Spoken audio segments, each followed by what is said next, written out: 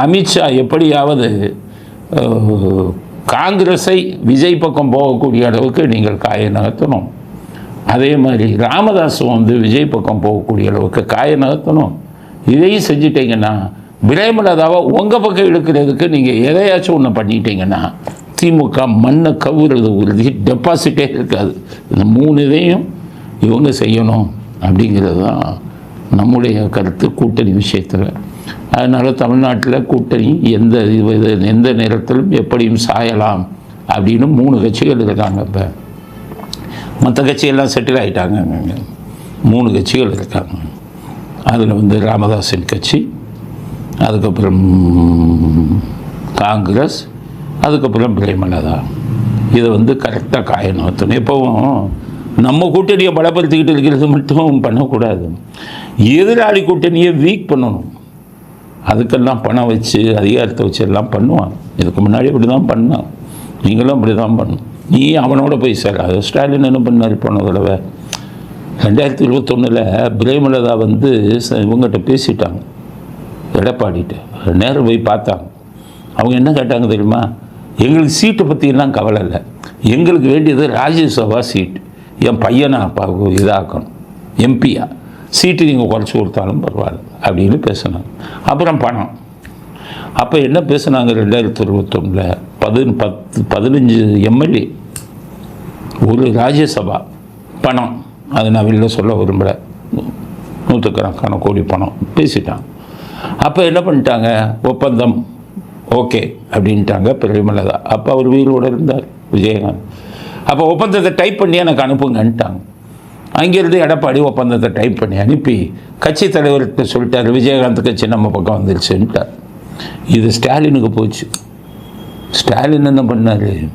விஜயகாந்த் கட்சியை நம்மளோட சேர்க்க முடியாது, ஏன்னா அந்த தொண்டர்கள்லாம் அவங்கள விரும்ப மாட்டாங்க. அதனால் சசிகலாவுக்கு ஃபோன் அடித்து நடந்தது ஒரே ஒரு விஷயம், உங்களுக்கு பிரேமலதாவை நல்லா தெரியும், அவங்க இவங்களோட சேர வேணாம், தினகரன் தனியாக நிற்கிறார், அவரோட அவங்கள சேர வச்சிருங்க, எவ்வளோ பணமோ நான் கொடுத்துட்றேன். இது நடந்தது சொன்னார். சொன்ன உடனே சசிகலா ஒரே ஃபோனில் முடிச்சுட்டாங்க. இங்கே எடப்பாடி காத்துக்கிட்டு இருக்காது, கையெழுத்து போட டைப் பண்ணி கொடுத்துட்டாங்க, கையெழுத்து போட வருவாங்கன்னு. கரெக்டாக கடைசி நேரத்தில் போய் தினகரனோடு சேர்ந்து பெரிய பணத்தை வாங்கிட்டு போனாங்க. அப்போ எதிராளியின் கூட்டணியை பலவீனப்படுத்தணும், அதுதான் அரசியல் சாதுரியம். போன தடவை ஸ்டாலின் வந்து தேமுதிகவை மட்டும் ஸ்டாலின் பிரித்து இவர்கிட்ட தினகரனோட சேர்க்காமல் இருந்தால் முதலமைச்சராகவே வந்திருக்க முடியாது ஸ்டாலின். ஸோ சசிகலா தான் அதுக்கு உதவி செஞ்சாங்க. எப்படி அதிமுகவில் அனுபவித்தவங்கள்லாம் அதிமுகவுக்கு எப்படிப்பட்ட துரோகம் செய்தார். அப்போ சசிகலா என்ன கேட்டாங்க தெரியுமா? நான் எல்லாம் ஒத்துக்கிறேன், ஆறுமுகசாமி கமிஷன் போட்டிங்கல்ல, அதில் ஏன் மேலே குற்றம் சாட்டியிருக்காங்க, அதன் மீது எந்த நடவடிக்கையும் நீங்கள் எடுக்கக்கூடாதுன்னு அவர் ஓகேன்ட்டார். இன்றைக்கி ஆறுமுகசாமி ஆணையத்தின் இது பூரா தூங்குறதுக்கு காரணமே அதே ஸ்டாலின் வந்து ஆட்சிக்கு வர்றதுக்கு முன்னாடி ஜெயலலிதா அம்மையாரை கொன்றவர்களே முதல்ல வெளியில் கொண்டு வருவோன்னு சொன்ன அதே ஸ்டாலின் இன்னைக்கு வர ஆறுமுகசாமி ஆணையன்னு சொன்ன. ஆறுமுகசாமி ஆணையம் என்ன சொல்லிச்சு? சசிகலாவை போலீஸை வச்சு விசாரிங்கன்னு செஞ்சாரா ஸ்டாலின்? காரணம் அதற்கு பரிகாரம் விஜயகாந்த் கட்சி அங்கேருந்து வெளியேற்றுறதுக்கு சசிகலா உதவி செஞ்சாங்கங்கிற ஒரு எண்ணம். இதுக்காக தான் அவங்க பண்ணாங்க ஸ்டாலின். இதே விஷயத்தை அமித்ஷா பண்ணுங்க, எப்படியாவது காங்கிரஸை வந்துக்கிட்டு விஜய் பக்கம் போக வைங்க, பிரேமலதாவை உங்கள் கூட்டணிக்கு கொண்டு வாங்க, ராமதாஸை திரும்பி விஜய் கட்சிக்கு போகிறதுக்கு ஏற்பாடு செய்யுங்க. இதெல்லாம் நீங்கள் செஞ்சீங்கன்னா உங்கள் மண்ணை கவுறது உறுதி. இப்போவே மண்ணை கவுறது உறுதி தான், ரொம்ப மண்ணை கவனுங்கிற செஞ்ச பாவம் அந்த சொல்ல டிஜிட்டல் குரல் செஞ்ச பாவம் கொஞ்சம் நெஞ்சமாக அநியாயம் அக்கிரமம் அநீதி தில்லு முள்ளு எல்லாமே பண்ணிட்டீங்க. எப்படி உங்களுக்கு இறை சக்தி உங்களுக்கு திருப்பி பதவியை கொடுக்கும்? அதனால் இந்த சாதுரியத்தை எல்லாம் அமித்ஷா பண்ண வேண்டும்ங்கிறது நம்முடைய கருத்து. அடுத்தது ஸ்டாலின் ஒன்று சொல்லியிருக்கார், மத்திய அரசாங்கத்துக்கு, மத்திய அரசாங்கம் தான் அவர் எப்போவும் சொல்ல மாட்டார்ல, ஒன்றிய அரசாங்கம் தான் சொல்லுவார். இவர் ஒன்றிய சார்பு அரசாங்கம், நாங்கள் அப்படி தான் சொல்லுவோம். நீங்கள் மத்திய அரசாங்கம் ஒன்றிய அரசாங்கம்னீங்கன்னா ஒன்றியத்தை சார்ந்திருக்கும் நீங்கள் ஒன்றிய சார்பு அரசாங்கம்னு தான் சொல்லணும். பிஜேபிக்காரன் எங்கே சொல்கிறான், சொல்ல மாட்டேங்கிறானே. பிஜேபிக்காரன்ட்டு நான் பல தடவை சொன்னேன், ஒன்றிய சார்பு அரசுன்னு சொல்லுங்க, அவர் ஒன்றிய அரசுன்னு சொல்கிறாரு. ஆனால் வானதி சீனிவாசன் போய் அவரும் ஒன்றிய அரசுங்கிறார் பேசும்போது, அப்போ என்னத்தை சொல்லு. ஆனால் அவங்க சொன்னாலும் சொல்லட்டும், நாங்கள் ஒன்றிய சார்பு அரசு தான் திமுக. அவர் என்ன சொல்கிறாரு, ஒன்றிய அரசுக்கு மகாத்மா காந்தியவும் பிடிக்காதான், அடுத்தது மக்கள் நலனும் பிடிக்காதுங்கிறாரு ஸ்டாலின். சரி, இதுக்கு என்ன பதில் சொல்லு? இதுக்கு பிஜேபிக்காரங்க தான் பதில் சொல்லணும். சொல்ல மாட்டாங்க, சொல்ல தெரியாது, யாருக்குமே தெரியாது. இதுக்கு பதில் சொல்லுங்கள் பிஜேபிக்காரங்களை, நான் இது பண்ணிக்கிறேன். ஒருத்தருக்கு தெரியும், நான் சொல்கிறேன் உங்களுக்கு பதில். திமுகவுக்கு ஒன்றிய அரசுக்கு மகாத்மா காந்தியை பிடிக்காதுங்கிறாங்க. ஏன் பிடிக்காதுன்னு சொல்கிறாங்கன்னா, மகாத்மா காந்தியை கொன்னார் இல்லை கோட்சே, அவர் ஒரு ஆர்எஸ்எஸ்ஸை சேர்ந்தவர்.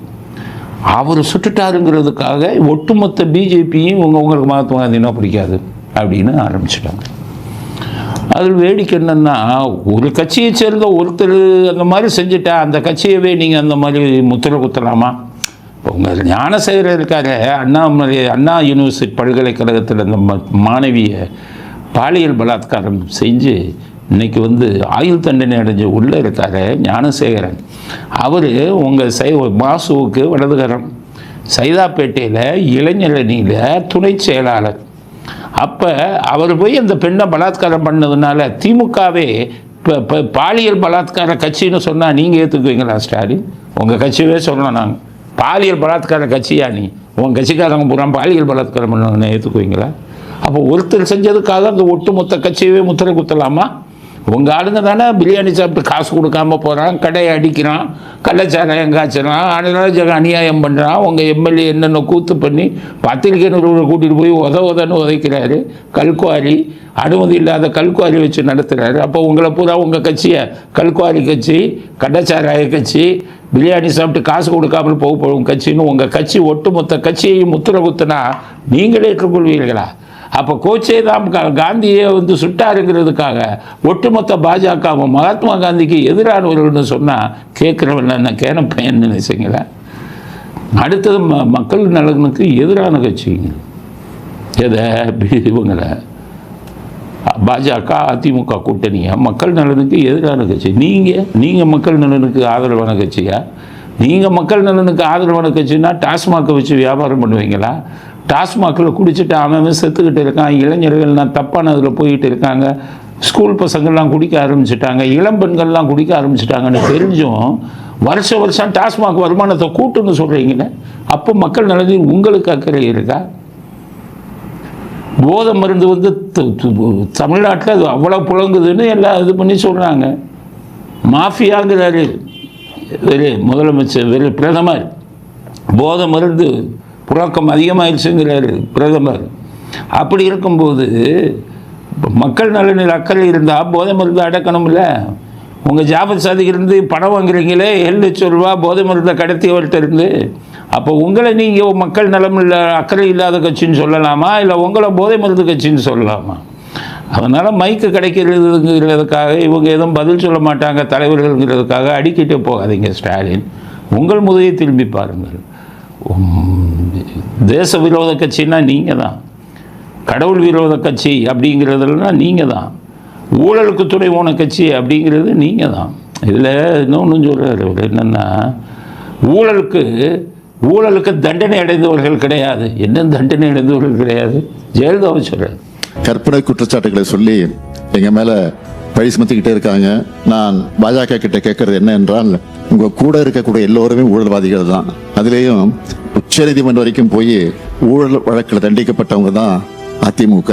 ஜெயலலிதா 64 கோடியில் அதிகமாக சொத்து சுவித்த வழக்கு, அது கூட ஊழல்கள். எப்படி நான் என்ன சொல்கிறேன், ஜெயலலிதாவுக்கு தண்டனை கொடுத்தது எதுன்னா சொத்துக்கள் வாங்கியிருக்காங்க, அதிகமாக சொத்து சேர்த்தாங்க, அதுதானே. உங்கள் நேரு 1000 கோடிக்கு ஊழல் பண்ணியிருக்காரு, லிஸ்ட்டு போட்டு கொடுக்குறாங்க, வாட்ஸ்அப்பு சேட் போட்டு கொடுக்குறாங்க, வீடியோலாம் கொடுக்குறாங்க.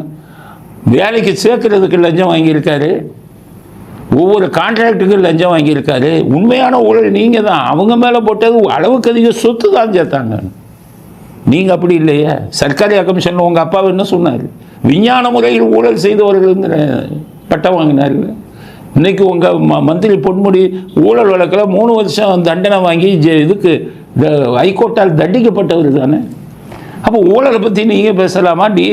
அதிமுகவை பற்றி ஊழிய கட்சின்னு பேசலாமா? மகாத்மா காந்தியை பற்றி நீங்கள் பேசலாமா? தேச விரோதிகளாச்சா நீங்கள், உங்கள் ஈவராலேருந்து உங்கள் இது வரை. ஆக அவர் அதுதான் கண்ணாடி வீட்டிலிருந்து கொண்டு கல்லை எரியாதவர்கள் ஸ்டாலின். அவர்கள் திரும்பி எரிந்தால் எரிய மாட்டாங்க. இப்போ தெரியாது ஒன்றுமே, அங்கே இருக்கிற தலைவர்கள் பேச தெரியாது.